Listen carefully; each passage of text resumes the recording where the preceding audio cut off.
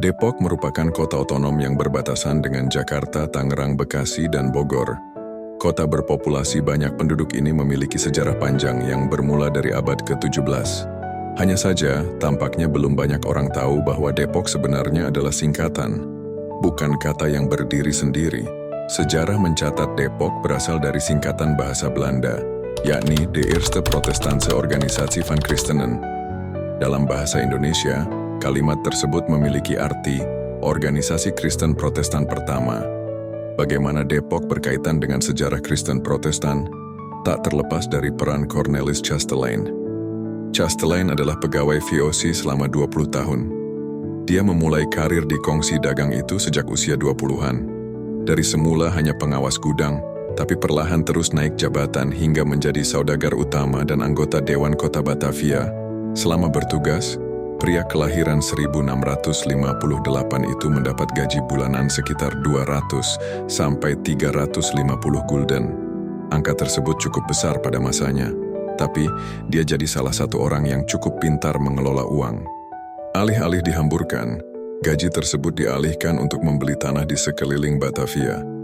Dalam Depok Tempo dulu dijelaskan, tanah pertama yang dibelinya pada 1693 itu berada di kawasan Weltevreden yang kini disebut Gambir. Tanah tersebut lantas difungsikan untuk menanam tebu. 2 tahun setelahnya, Chastelain memutuskan pensiun dari VOC dan kemudian membeli lagi tanah di Srengseng yang kini disebut Lenteng Agung.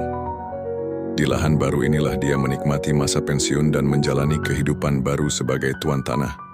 Di sana dia membangun rumah besar dan banyak membawa orang, tak hanya keluarga. Ketika pindah ke Srengseng, Chastelain bukan hanya membawa keluarganya, melainkan juga budak-budaknya, tulis Tri Wahyuning M. Irsyam dalam Berkembang dalam Bayang-Bayang Jakarta. Sejarah Depok 1990-1990-an. Total budak yang dibawa mencapai 150 orang. Para budak umumnya dari luar Jawa dan kemudian diantaranya menganut agama Kristen. Tak seperti orang lain, Chastelain sangat menghormati budak-budaknya.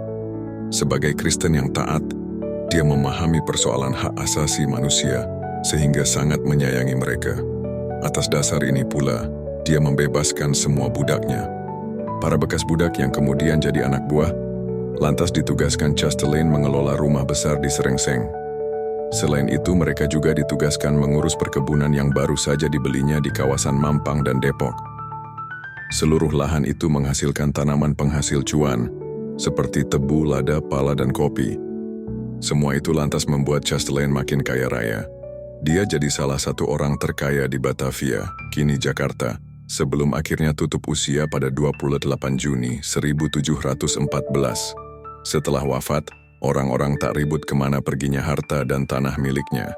Sebab, 3 bulan sebelum wafat, tepat pada 13 Maret 1714, dia sudah menuliskan surat wasiat bahwa dia ingin seluruh hartanya tak hanya dibagikan kepada keluarga, tapi juga dibagikan gratis kepada para bekas budak-budaknya yang dimerdekakan. Tujuannya supaya mereka bisa mandiri dan sejahtera. Plus dia juga ingin tanah tersebut berfungsi sebagai tempat penyebaran agama Kristen di Batavia. Amanah ini kemudian membuat para bekas budak Chastelain mendirikan komunitas bernama De Eerste Protestantse Organisatie van Christenen atau Organisasi Kristen Protestan Pertama. Perlahan, tanah tempat komunitas itu berada berubah nama menjadi Depok, singkatan dari nama komunitas tersebut. Para anggota komunitas atau keturunannya kelak disebut sebagai Belanda Depok.